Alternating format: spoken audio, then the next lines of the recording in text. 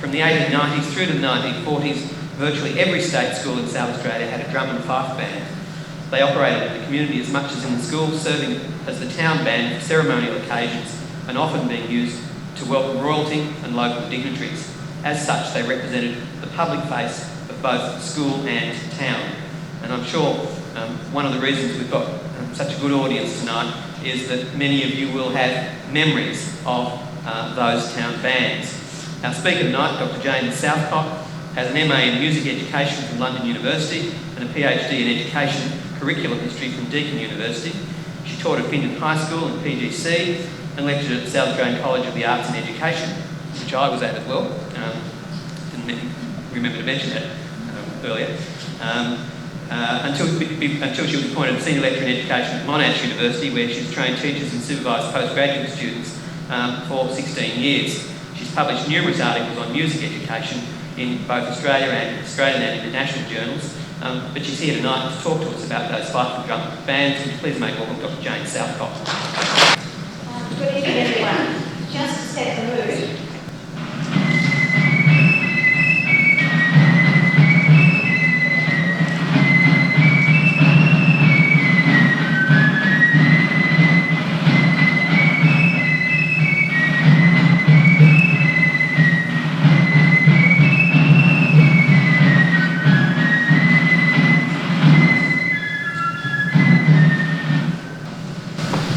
open almost any history of primary schools in South Australia and you'll find a group of students staring back at you, holding their fifes, a triangle, a side drum, and the largest child, the bass drum. Drum and fife bands were part of South Australian primary school life from the 1880s to the 1960s. They could be large or small, single-sex or mixed, dressed casually or in ornate uniforms, with hats and flogging, but they were usually there. In many ways, they were so common that they were only mentioned as an afterthought. It was not until 1920 that they became a recognised part of the school curriculum, and even then, they seemed to be an acknowledgement of common practice rather than an educational imperative. Drum and fife bands often existed outside the formal curriculum, but despite that, they were considered just as essential to a properly presented and equipped school as any carefully described subject. Almost every school possessed a drum and fife band, and every school was expected to teach physical drill, usually most effectively taught to musical accompaniment. It is these drum and fife bands and accompanying school drill that I wish to discuss this evening. One of the most useful sources for information about drum and fife bands is individual school histories. Photographs and reminiscences give reality to the brief official mentions of the ensembles. The information can be rather general, such as in Margaret Simon's recollection of Streaky-based school in the 1920s, where, after 3 years, a new teacher arrived. Bertram Hammond was a terrific teacher and changed our school life completely by, amongst other things, starting a youth drum and fife band, which everyone was in. Sometimes the descriptions can be remarkably specific. At Kingston School in 1933, quote, a highlight of the year was the formation of the school band. At first, no one would have dared approach band practice if they valued their eardrums or were sensitive to unearthly sounds. But when the boys mastered the playing of their wooden fifes and tin whistle, not to mention the drums, the daily assembly in the schoolyard and the ensuing march into school were carried out with a zest and feeling of enjoyment that was lacking up until that time. I think that was written by one of the teachers or the principal. Even more honest recollections of a contemporary student added that the school band had 2 drums and 3 drummers so that the honours had to be shared. The drums were very flat, since the students could never get them tight. And the most noticeable feature of the morning march in was the most discordant rendering by the school fife band of "Work for the Night is Coming." And even more honestly, at Maitland School in the 1920s, Santa Harris and Ron Clay admitted that they were in the band because it got them out of having to march into school. The level of musical supervision was questionable, as Sandy recalled that Ron, being non-musical, played the same note on his flute all the time, while the others carried the tune. However, there was a commonality of experience about these school rituals and the presence of the drum and fife band. Many school histories describe school assembly in very similar words to this description from Maitland in the 1920s. The school day began with the first bell at 9 a.m. Pupils fell in front of the building. Hands and shoes were inspected, and sometimes handkerchiefs were inspected too. The ceremony of saluting the flag was next. I love my country, the British Empire. I salute the flag, the Union Jack. That hasn't changed. I love my king, King George V, and cheerfully obey his laws. The Song of Australia followed, and then a short period of drill. The students then marched into their classrooms to the sound of the drum and fife band. Slight variations are recalled, but otherwise thousands of children must have taken part in just such a ritual on a daily basis for years. One of the earliest mentions of school drum and fife bands was in 1877, when Alexander Clark described the 30-piece drum and fife band at the city model schools. In 1891, it was stated that almost all schools between 200 and 900 pupils possessed a drum and fife band, and that, quote, no school would think of being without its band now, end quote. In 1890, Lewis Cross, a teacher just arrived from England, observed that each school has its own band, and the discipline and order far surpassed any that I had seen before in England, thereby endearing himself to his new countrymen undoubtedly. Music has always been included in schooling for a number of reasons, strong amongst these being that it was a force for good in itself, considered humanising and civilising agent, and perceived as a social governor, with a positive influence on school order, discipline and tone, on the behaviour of children and the behaviour of the wider community. Concerts both large and small were perceived as galvanising school esprit de corps and raising morale. Music was and is an effective advertisement and self-celebration for the individual schools and for school systems as a whole. The ensembles were a public relations exercise that presented children to both their local and wider communities in a most acceptable manner. In smaller communities, the school band often filled the place of municipal band at public events.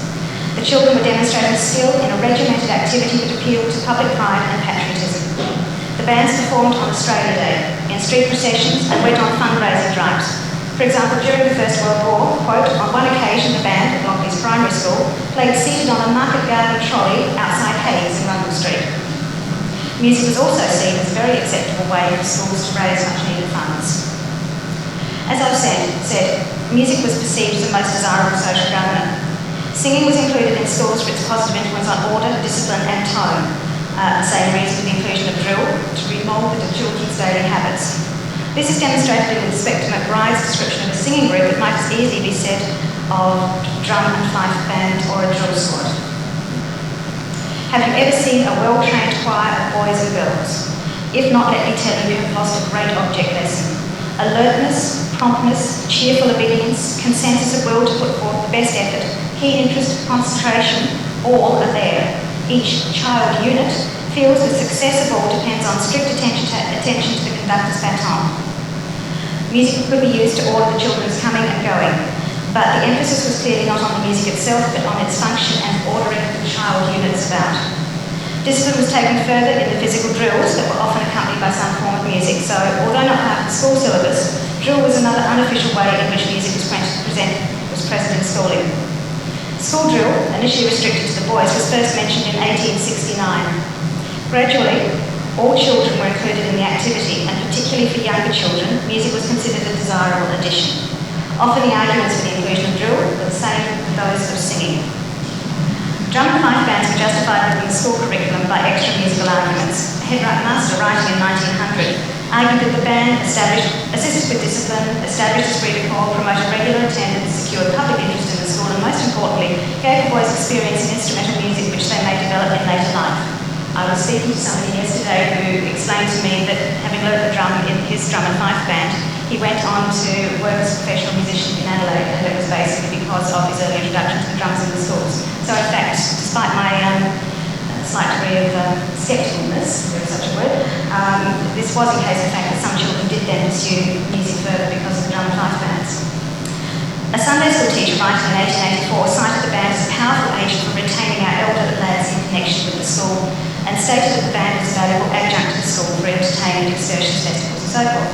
Apparently some had worried that playing in the drum and fife band might encourage the boys to enlist in the armed forces, but the Sunday school teacher quoted he was able to assert that the boys were too old to join the drums of any British regiment, and that no recruiting sergeant had gained in this way.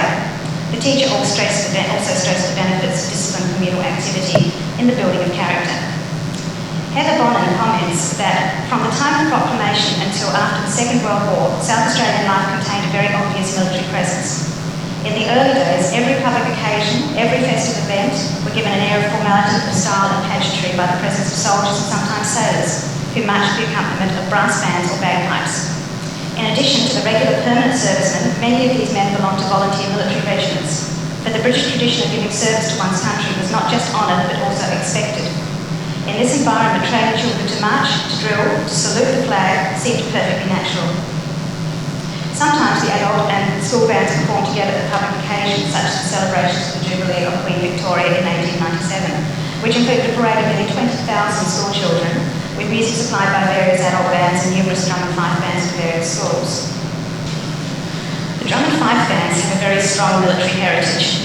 A 17th century British ordinance defined the role of the regiment of fife as to excite cheerfulness and alacrity in the soldier, to attend the colours and the marching and troopings as occasion shall call for. This sounds very much like the intention of the educational authorities in South Australia. The bands presented a quasi-militaristic appearance, and its sound and practices certainly must have appealed to the band members, their teachers and their audiences. The band accessed an important heritage of military music. The valiant boy musician rallying the troops had become a popular icon. Such images would certainly appeal in a young colony in the Virgin Empire. Rudyard Kipling, who had known the struggles of the British forces on the northwest frontier of India in the 1880s, wrote a short story entitled Drums of the Fore and Aft, which, although fiction, was based on fact. Kipling's story recounts the exploits of two boy musicians, Jacob and Lou, who were, quote, a brace of the most finished little fiends that ever banged drum or tootled fife in the band of a British regiment. The boys successfully pleaded to be taken on active service against the Afghans in the foothills of the Himalayas. The boys led their regiment into action, but the tide of battle turned against the British and the troops fled. The boys were cut off. What will we do? Cried Jacob. I'll die game, said Lou, and with that both boys took a swig of rum and picked up their instruments. They moved out from cover and began to play the first few bars of the British Grenadiers. The British troops were rallied by the boys' heroic gesture, and the Afghans, respecting a valiant enemy, were told not to kill the boys, but to take them alive and convert them to the faith. Unfortunately, the boys were killed in the crossfire, but the story surely raised the nationalistic fervour of its readers. Possibly there were grounds for concern about the recruiting potentials of the drum and fife bands if they could tap into such sentiments as this. The South Australian school drum and fife bands played at a range of ceremonial occasions. They were deemed particularly appropriate for Empire Day. For example, the Lindop School Band was photographed at the Empire Day festivities in 1908. Incidentally, the slouch hats worn by the ensemble were a fairly common uniform and a reminder of the armed forces uniforms. The matching collars were a very sensible gesture towards uniformity without the expense of the full outfits. When important visitors arrived, the band performed.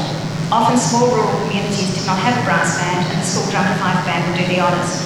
For example, the band greeted the governor when he visited Greenock School in 1921. Even more impressively, the Prince of Wales must have heard many school bands during his visit to South Australia in 1920.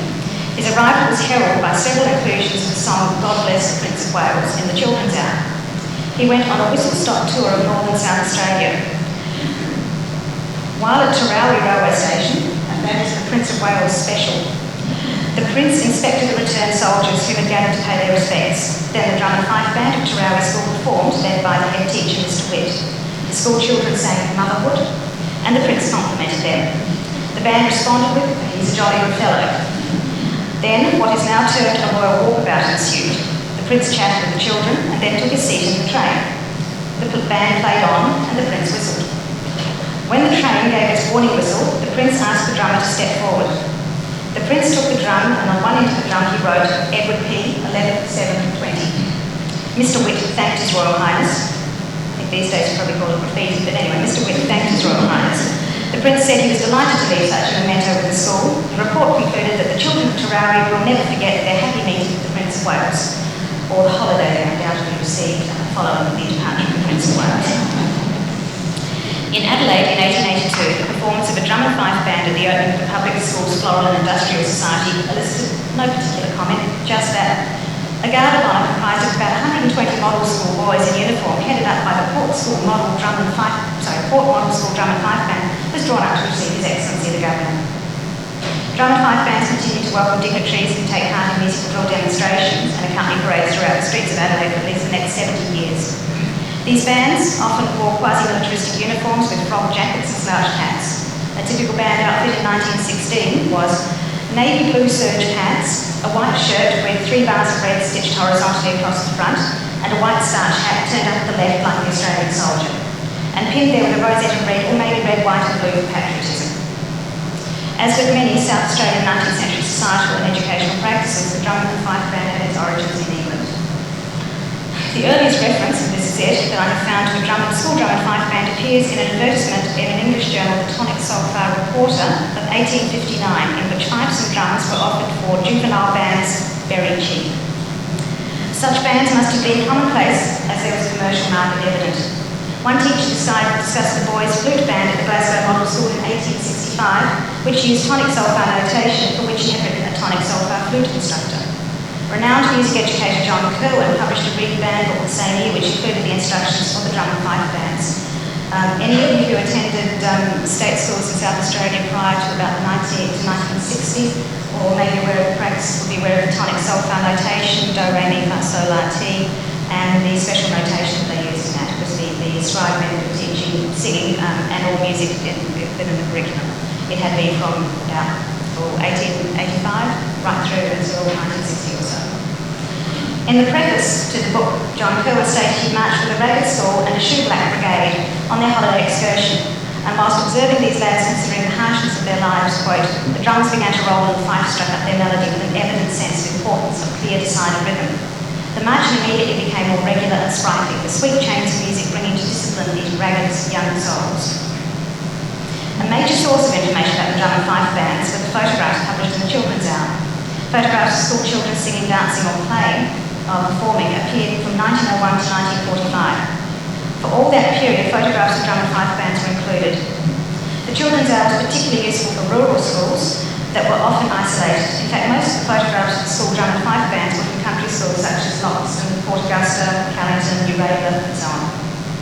The first photograph of the South Australian school children as a band was published in the Children's Hour in May 1901. The bass drum was almost always played by a boy, even after mixed school ensembles became the norm. Possibly the gender identification of band membership may have become less polarised, or more pragmatically, in smaller schools, there weren't enough boys to make up the band. Gender stereotyping of instrumental allocation was noticeable. Until 1920, no girl is seen playing either the bass or the side drums. On two rare occasions, a girl is seen holding the triangle, because probably the drums were too heavy.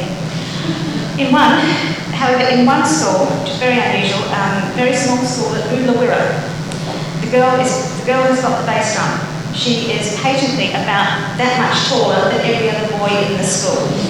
So I'm not sure about the negotiation that would have happened down underneath the peppercorn trees for her to get the drum, but she was clearly not letting it go. My father confirmed this when he remembered the drum and fife band when he was at school in Glen Osmond in the 1920s, and knowing that as a small boy he never had a chance of playing the drum, so he basically gave it up as a band thing. The membership of these bands varied between 10 and 80 children, depending on the size of the school. As you've seen, some of the bands had uniforms which, although quasi-militaristic, varied in style and opulence. In the early stages, and occasionally later, the band was a solely male enterprise. But by early in the 20th century, it was common to find bands composed of both boys and girls. Girls were found to make excellent bandsmen, who took great interest in the work. This photograph, 1914, showed that more than half the band members were girls. The only percussion evidence of the triangle was, as usual, played by a boy. In some schools, girls were allowed to play the fifes only when they reached grade 7, prior to which the bands were boys only. Possibly the teacher had concern about the physical stamina of the girls. The school inspectors considered the presence of a well-drilled band an indicator of general discipline and order at the annual school examinations. It was a matter of regret that the school might not have a band, and it could occasionally die out. Inspector Clark was extremely sorry for this, as they helped to popularise the band, assist its discipline, cultivate a taste for music which becomes stronger as life advances. The existence of these bands depended on the enthusiasm of an individual, a principal, a teacher, or a local volunteer. For example, at Jamestown School in 1898, the boys' drum and fife band was taken by Mr. Andrews and Mr. Walker of the Railways Department, of course with the cooperation of the head teacher, Mr. Bronner. The parents also heartily entered into the spirit of the undertaking. Clearly, drum and fife bands came and went, as the history of Jamestown Primary School notes the revival of the drum and fife band in 1900, and then again in 1922. The revival, quote, once again, of the drum and fife band. Its first public performance was at the school picture night. So depending if there was someone there with the skill and the interest and enthusiasm, there would be a band. If there was not, there may not be, despite the fact that the inspectors would love to have seen one. Sometimes band membership was voluntary, but in smaller schools it was quite common for the entire student body to take part. Band membership waxed and waned, even in schools recognised as particularly musical, such as the history of Rose Park School, includes several photographs of school bands. The first was taken in 1906 and shows the principal, Mr. Whitfer, with 28 boys, 22 of which are wearing white frock jackets and soft white slouch hats. By 1917, the band had grown to have 79 boys in it, but the next year it was back down to a much more practical 35. Occasionally, a band would peter out and the instruments would be sold completely. An advertisement appeared in the Education Gazette in 1904 stating, band instruments for sale, side drums and fitting, 5 flats in B flat, 5 pipes in B flat, and triangle for sale. We'll sell for £2 5 Quite new, head teacher, Macclesfield. And another, a teacher has for sale 1 bass drum with belt and felt stick felt. Cost £7.13, 1 side drum, belt and stick cost £1.17 and 6, 1 triangle cost 10 and 6. No reasonable offer refused. Delivered free at Port Adelaide, apply head teacher, Street Bay. The cessation was not necessarily due to staff changes, possibly enthusiasm just waned. Inter-school drum and fife band competitions began in association with the Public Schools Floral and Industrial Society in 1898, which was a society that also spawned the 1,000 Voices Choir, which is a topic for another time. Such competitions were regularly announced in the Children's Hour. The earliest reference appeared in 1899. No details are given, just a piece of music called band competition music, the entire sold notation. In 1900, each school band in the competition is expected to play a medley or a medley of Souls of the Queen, Yankee Doodle, The Song of Australia, and Annie Laurie, arranged in 2 parts of a piece of their own choosing. The range of the songs pretty much covers most of the musical influences of South Australian schools at the time. The Song of Australia was always sung.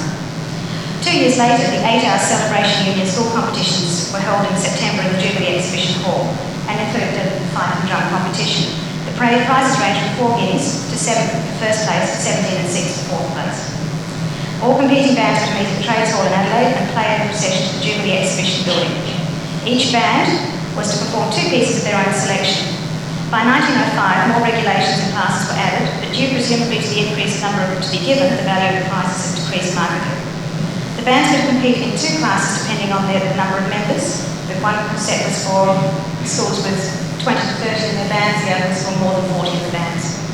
The set piece for one class was Hail Smiling Morn, and for class 2 was Annie Laurie. The photographs of the winning bands were published in the Children's Hour and subsequent issues.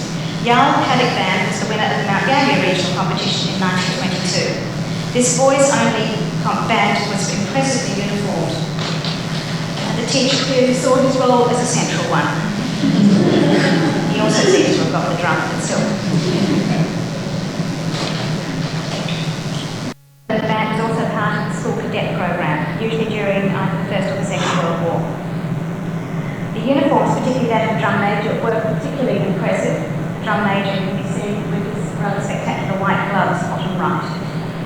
The ensemble was admirably maintaining traditions established 60 years earlier.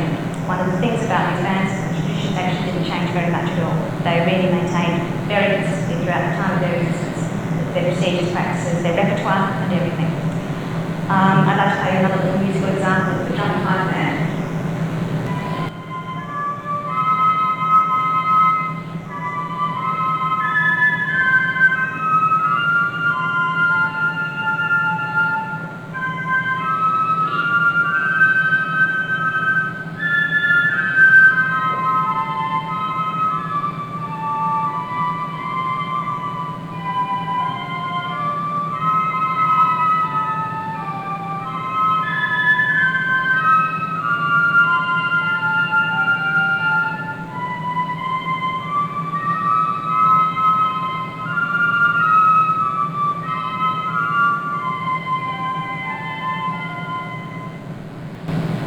Musical arrangements for the drum and fife bands were usually only for the melodic instruments, often in 3 or more parts. That was a 3-part piece.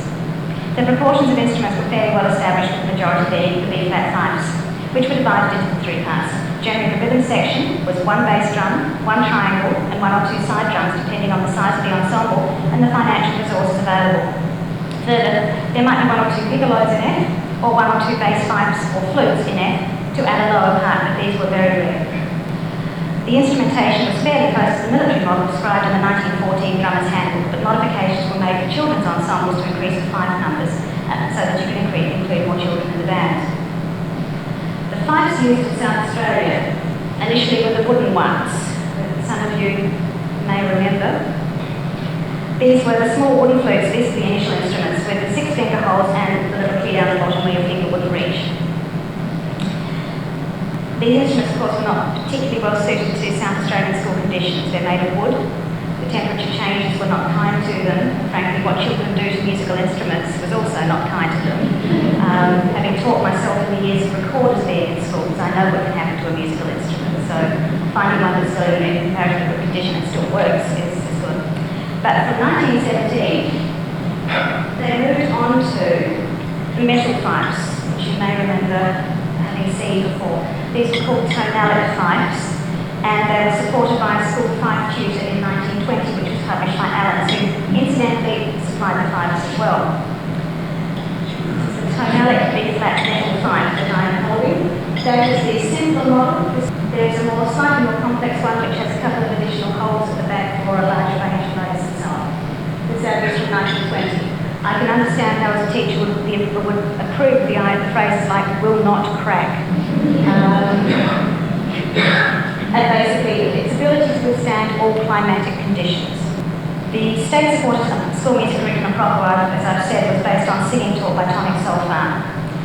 Many of you, or some of you, may remember the tonic solfaing modulators that were played in school. I'm not sure many of you remember those. I've heard people who might remember their teacher training in the 1960s, and this was their day of their existence. Having to sing up and down the scale. Do, re, mi, fa, sol, la, ti, do. And being able to modulate the whole idea. Do, re, mi, fa, sol, sol, do, re, mi, fa, sol. They also came with quite a complex diagram for fingerings. The tonality B-flat measured school fifes were advocated as unbreakable, no maintenance requirements, actually had a lifetime guarantee, which I find, I don't know about you, but I still remember as a child being given a doll that I was told was unbreakable, and I found that to be a challenge immediately. I don't think it's by Christmas Day. The metal fifes were said to be able to withstand all climatic conditions, which, considering the environments in which they lived, was a very good idea. As they were usually only accompanied by drums, it really didn't matter that as the temperature heated up, the pitch went up on these, so they would become more and more shrill. But if all you are matching is each other and you're all getting higher together, it doesn't matter. You have a problem if you're being accompanied by a piano. However, that was not usually the case with drum and fife bands. The tutor was written by Frank Bracken, who I'm not sure, again, a few of you may just remember with the Thousand Voices Choir. I know there was some. He was an associate at Tonic Solfaing College and supervisor of the Education Department of South Australia. The fife is part of a much larger family of instruments, including the little tin whistles, or flageolets they're also called. The tin whistle has a very, very strong tradition in folk music, particularly Irish folk music, so there are several reasons for this instrument to be significant in South Australia. God Save the King, this is from the arrangement, that's the notation that came in. There is also in the book a more ambitious version in 5 parts of traditional notation for those teachers who could read it and had the additional resources at their disposal. Mixed ensembles of wooden and metal sidebone flutes began to appear, however the name fife also applied to these little instruments. Photographs show that these instruments also began to appear in school bands from about 1914, but they were not endorsed by the Education Department. One commercially available tutor, which was put out about that time by a rival publishing house, not Allen's, which had the Education Department sanction for all this, ambitiously promised self-teaching and correct playing in 5 minutes. I thought so too. The instruments, these little ones, were pitched in D as well as sidebone flutes, so in fact, assimilating them into the bands wasn't difficult. Traditional music notation, tonic solfaing, and a number system in which every finger had a number. As there were 13 short lessons in the text to be covered before the music repertoire at the back of the book was reached, it can only be assumed that each new skill and every note took less than half a minute to acquire if you were to meet your easy-to-play in 5 minutes expectation. From the 1920s, many South Australian school ensembles show a range of the wooden and the metal instruments. Despite the variety of methods of instruction, however, despite all the foolproof claims, As with any method, some children in many photographs inspected still managed to have their hand positions reversed. The fifes were purchased by the children themselves, whilst the large drum, side drum, triangle were purchased with money usually raised at school concerts or by competing in competitions. Instrumental prices varied, usually raised at school concerts or by competing in competitions. In England in 1874, military flutes for bands cost about 2 shillings for boxwood or 3 and 6 for cocoa. By 1908, wooden fifes cost 5 shillings. This was no inconsequential outlay in those days, particularly if the children were buying their own. The contemporary military model, as demonstrated here, this is 1920s, cost 7 and 6. In the 1930s, the boys at the Sturt Street drum and fife band purchased their metal pipes for 6 shillings, which clearly a deal had been done, and there was quite a considerable bargain to get a certain amount of money off. The major financial outlay of the band instruments was for the bass drum and the side drum. In 1874, a military side drum cost between £1.3 and £2.5, whilst a bass drum cost about between £3.10 and £7. This undated but approximately 1920 catalogue offers a clear idea of the range of instruments available you could purchase within a certain price range. The side drum, recommended for the drum and fife bands, was slightly smaller than the Army regulation, priced between £2 and £1.16. The bass drum, suitable for schools, were more expensive and sold for between 3 and 5 guineas. In 1929, Maitland Primary School raised £40 for a school concert, which is very impressive, of which £6 purchased a second-hand drum from the Maitland Municipal Band. Often music performances were one of the only ways in which schools could raise funds to support their special projects. It only seems right that some of the money found its way back into the music requirements. Despite being present in many schools from the 1880s, it was not until 1920 that the drum and fife bands were first mentioned in the education department. Frank Bracken would have been responsible for the section on music in which the drum and fife band was recommended as the most useful adjunct to the primary school. Coincidentally, his drum and fife tuition was published the same year. Bracken felt effective work could be done by the band, but no detailed syllabus was given. Teachers were just referred to his tutor. The brief instruction was repeated for the next 3 issues until 1944, when there was absolutely no mention of drum and fife bands again. This doesn't mean that bands are gone. They continue to be present in South Australian schools to the end of the 1960s. A colleague of mine remembers the drum and fife band playing at her school in Adelaide in 1964. The drums gave a beat to march the children into school, but the fifes came to their own performance of the national anthem at morning assemblies. Drum and fife bands accompanied school drill. Drill was not included in the 19th or 20th century school for any form of musical purposes. In 1875, the report of the Education Board stated in South Australia that the introduction of drill was having the effect to accustom the children to no inconsiderable extent to prompt obedience and regularity, and on that account alone this branch of education deserves the careful attention of all teachers. A decade later, the objects of education included training the children in habits of cleanliness, industry, punctuality, obedience, truthfulness, honesty, and consideration for others. School drill gave even its most basic level the opportunity to address several of these. At least twice daily, children were formed into 2 ranks, inspected for personal cleanliness, and marched to school. Gladys Redding attended Street-Blair School in the first decade of the century and described the daily assembly ritual. We fell in line and had to stand at ease. When the flag was raised, we stood to attention with shoulders back, head high, and feet together. After we sang the national anthem and the song of Australia, we had morning exercises. Breathe in, breathe out, arms outstretched, touch toes, and all that. On cold mornings, we'd be told to run on the spot for a while. The teacher would then conduct a thorough hand and shoe inspection, and guilty eyes darted back and forth from fingernails to shoes. When all this was over, we marched back to school by the drum and fife band. Thus, cleanliness and punctuality were included, and obedience was demanded. Considerable emphasis was given to drill during annual inspections. In 1876, 1/5 the maximum of points allowed for instruction and additional payments to the teacher was for general good order and proficiency in drill. Inspectors' reports gave detailed critiques of the state of school drill, being concerned with posture, precision and gracefulness, not just the children going through the motions. Inspector Clark in 1885. There are some teachers who lose sight of the aims of drill and are satisfied that their classes go through a set of exercises. The teacher should endeavour to get simultaneous and prompt movements, a correct position of the body and firmness and gracefulness of carriage. As a teacher, I still find this very interesting. 1 too frequently sees that what ought not to be. Feet asunder, toes straight out to the front or even turned in, stooped or rounded shoulders and hands and ungainly arms hanging listlessly, much too far in the front. The style of marching is often cracked and the step too short and wanting in the swing. The Education Act of 1876 stated that male candidates for admission to the training college were expected to show a fair acquaintance with drill. Once they were there, schoolmaster's drill assistant or to the system taught at the training college. Female teachers were expected to understand the practice of class drill, but not to do such a strenuous amount. It was not until 1894 the Education Department finally issued its long-promised manual of drill. This gave very detailed instructions for squad drill, complete with illustrations and diagrams. The Red Book issued by the War Office in England for the British Army was acknowledged as the source of these exercises. The manual of drill included a selection of short pieces for music deemed suitable to accompany drill. The pieces were basically folk songs such as Old Lang Syne, Bluebells of Scotland, Lass of Richmond Hill, with a few appropriately thematic classic works such as The Soldier's March by Schumann and See the Conquering Hero Comes. If a piano was not available, the children would be accompanied by a melodic instrument such as a fife, or the children would even sing as they moved. Apparently some had doubted the ability of children to sing and move at the same time, but the authors rhetorically asked, do not children of both sexes mingle cries of all descriptions even when indulging in the roughest and swiftest of games? Clearly such a combination showed no signs of exhaustion for either girls or infants even, and in fact provided healthy exercise for the lungs.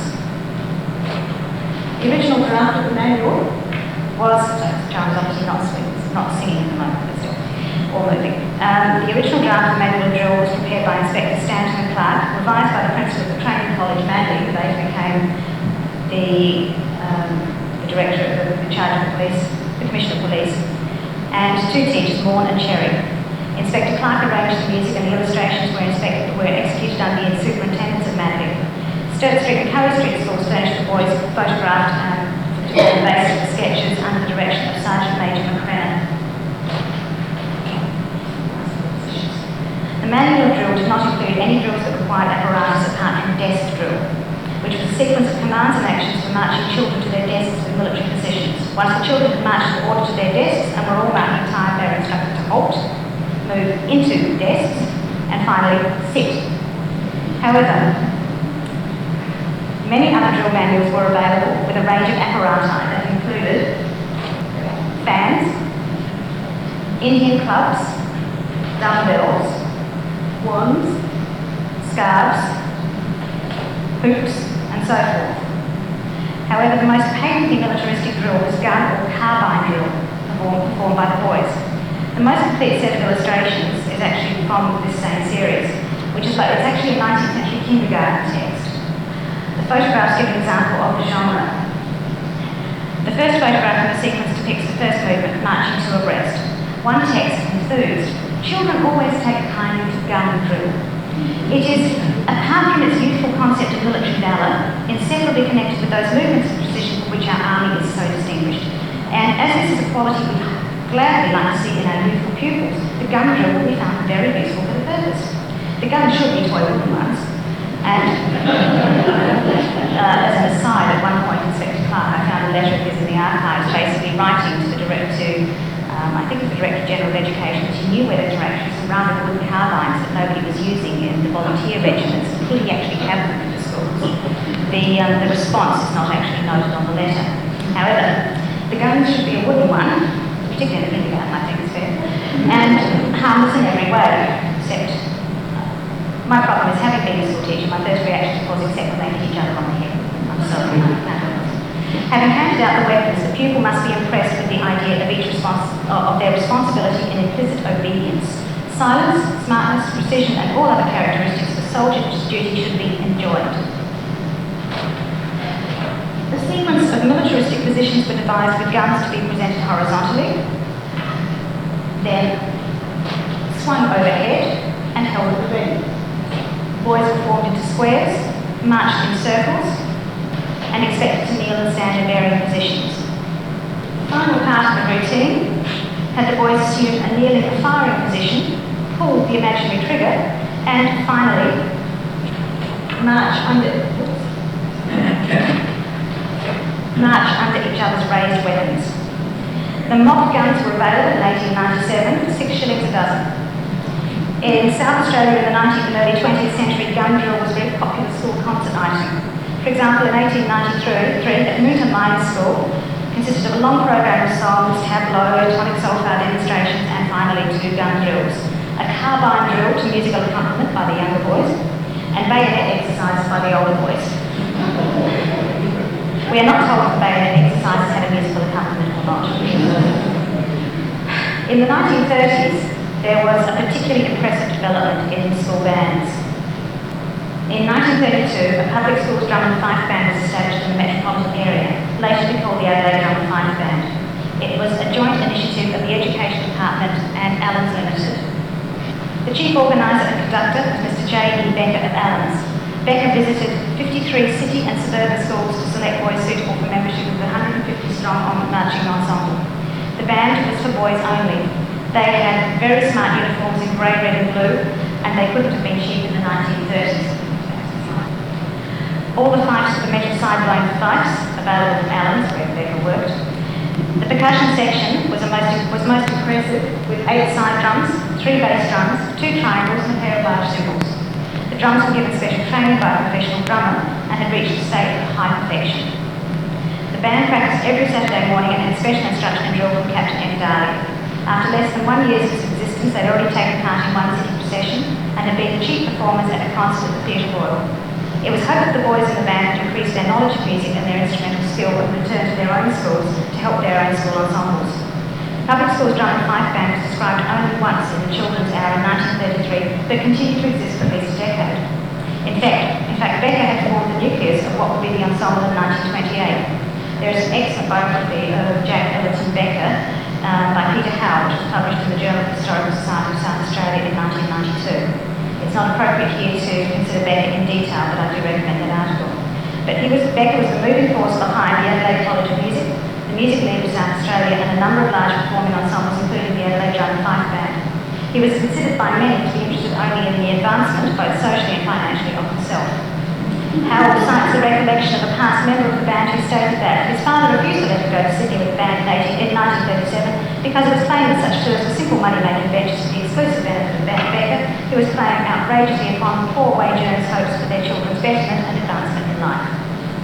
The band performed in 1934 at the Theatre Royal and again in 1935 at the Tivoli. With the total membership now 200, the band was announced as the largest of its kind in the world. A week season at the region followed, and in 1936 a special train was engaged to take the band to Melbourne, where at the Capitol Theatre it had an amazing reception. Press reports made particular reference to the high standard musical production, which included excerpts from opera. Quite sure that the drum and fife rendition of Fidelio or Verdi would be particularly entertaining. In 1936 they performed at the Capitol Theatre in Adelaide, and the local press said these boys ought to be mighty proud fellows. They played for 10 minutes each afternoon and evening in the Capitol Theatre and aroused large audiences to enthusiasm. It is undoubtedly the finest boys' band in Australia and a credit to the state from which it comes. For musical and military discipline, you will not find anything better. The scene of the next triumph was the Prince Edward Theatre in Sydney, where in January 1937 the band created a sensation.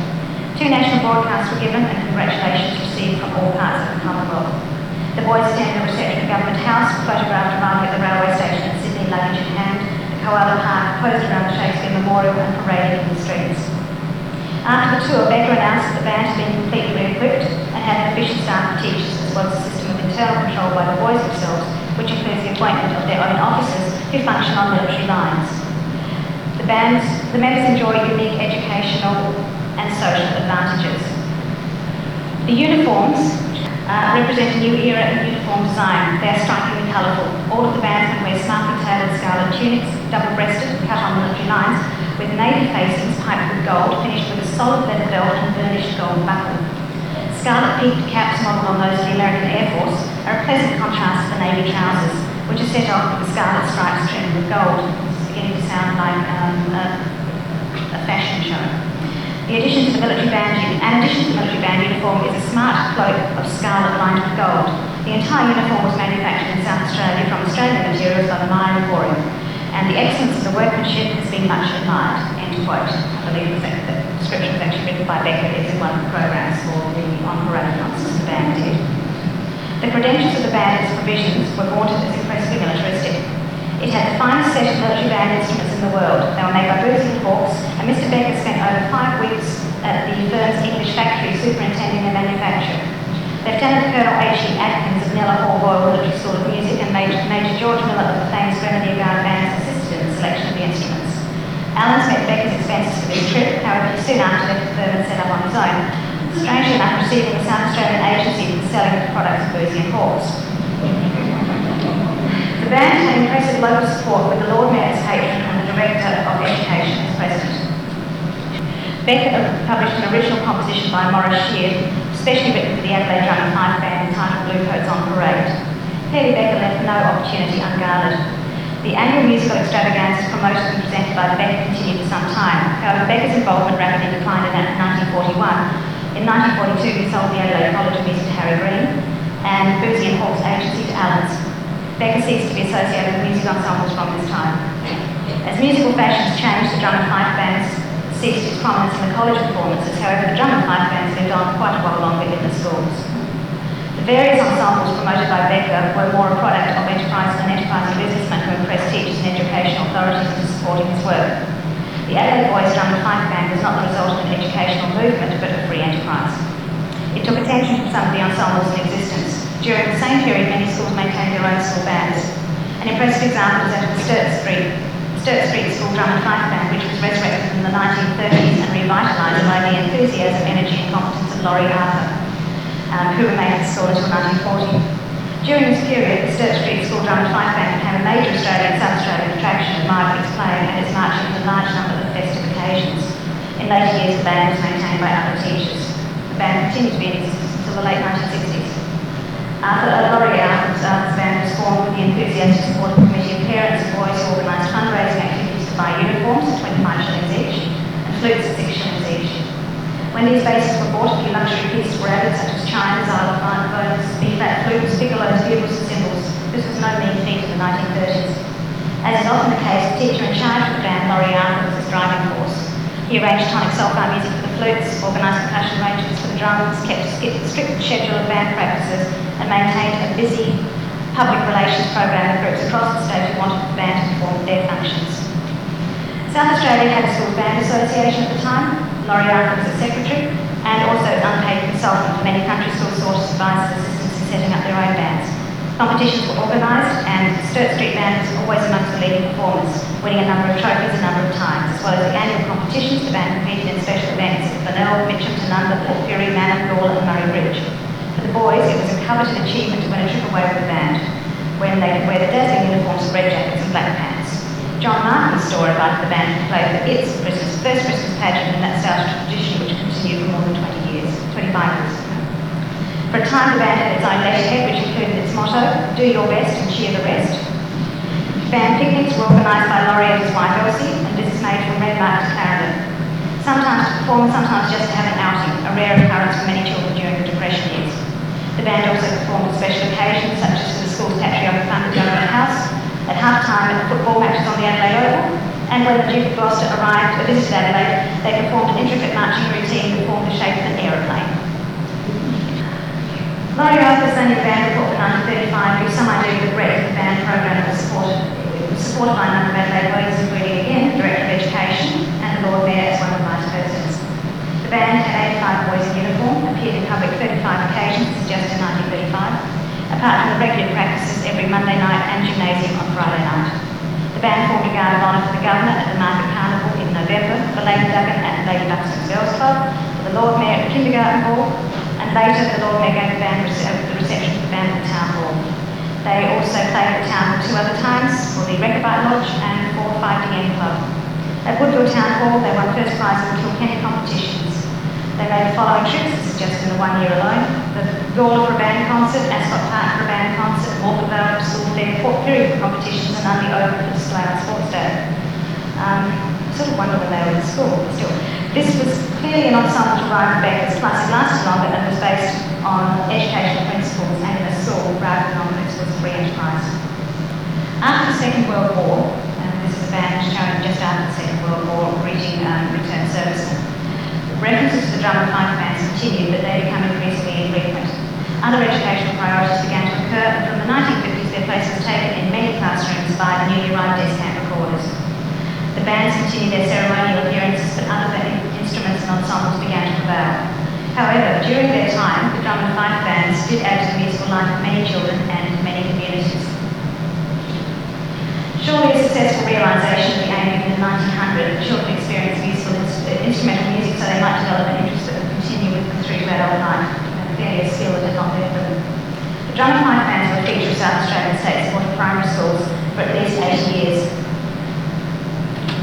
At various times they were so common that they were unremarkable, which makes their history so interesting and so challenging to find. They were not part of the school music curriculum, although they were occasionally a musical enterprise. Their role was in discipline, orderliness, representing the school and creating an esprit de corps. They were part of the public face of the school and its sense of self-identification. The drum and fife band offers an image of what at times society wanted the child and the school to be. As we know, the reality is often a little different. I wish to end with two comments from past members of these ensembles. I wish to repeat Margaret Simon's recollection of the new teacher at Street Bay in school in the 1920s who started, quote, a Butte drum and fife band which everyone was in. The other side of the coin is represented by Gordon Legalas, who attended Umali Primary School in the 1940s. Quote, they used to have the old drum and fife band. Originally a whole lot of kids used to play a fife and we all used to be taught the fife. I could never handle it. There was more spit in it than sound coming out. If I extend Gordon's meaning a little and suggest that there was more emphasis on the spit and polish side of the band than on the sound of the music, then more spit in it than sound could be rather a good epithet for the drum and fife bands of South Australian schools. I would welcome other reminiscences about the reality of the drum and fife bands in South Australia. Thank you very much. Well, I think we've got time for a couple of questions or perhaps reminiscences. I'll ask our Vice President Maurice Kane, who I notice has been sitting next to me with a broad smile for the entire evening. I made him the lighting, and I suspect Maurice was probably somebody who covered the drum. Maybe he actually had the drum. I'll ask him to say a few words of thanks. Thank you, Rob. I don't know why Rob thinks I might have covered the drum. I went to a very small bush school in the corner of our paddock. And I think the total attendance never got more than about 15 or 16. And we never had a fife band at all in my time. The most we ever had was a triangle. And I didn't cover that because it took quite a long time for me to get big enough to try and take over the use of the triangle. And we used to have to line up every morning and we saluted the flag and our country was the British Empire and King George VI in my day. And we marched off into school to the hopefully correct tuning of the triangle. But my school was a little bit too small, and Teresa Dolman, who comes from the same general area, went to another school called Mayfield. I don't know if Teresa had a little bit larger school, which we might have had a few extra instruments, but the interesting, no, she says no, shakes her head no. But some of us were underprivileged in regard to the drums, so I probably would have liked to have had the opportunity to get onto the drums, but I'm afraid my school was too small. But occasionally we had inter-school sports, and we went to various locations. There was the Beverley, Spalding, Borough, and Halifax and a few other places. And those big schools like Spalding and Borough had pretty good sort of musical equipment, and they did have bands which we occasionally heard on those occasions. So we were quite jealous of that. But growing up in the underprivileged school of Jura Minor, I didn't have that opportunity. But certainly, Dr. James' talk tonight has brought back many memories of things that I knew of and heard of during my career. I sort of grew up went to school during the Second World War period, so things were very limited. Petrol ration was in the whole time that I was at primary school, and obviously travelling any great distance was out of the question. And the speed limit was 25 miles an hour out in the country in those days, and I know my father never ever exceeded the speed limit. I don't think he bought brand new. No, sorry, it wasn't quite a brand new car. It was almost a brand new car in 1939, just before the war started. And I doubt that car ever travelled more than 25 miles an hour until 1950 or 51, when petrol rations ceased. But certainly the talk tonight, I think, has been a great start to the year, and I would like to just mention to the audience tonight that our lecture program is largely developed by a small subcommittee of the Council of the Society, and it's been led by John Healy, who has done most of the work to put together this year's program. I think he also did most of last year's program work as well. And he has, I think, given us again a very outstanding set of speakers. And I'd like to compliment publicly in front of you all tonight the work that John and his subcommittee have done in bringing forward a very good program. And our speaker tonight, Dr. Jane Southcott, has been an excellent start to our year. And I think a lot of us will have a lot of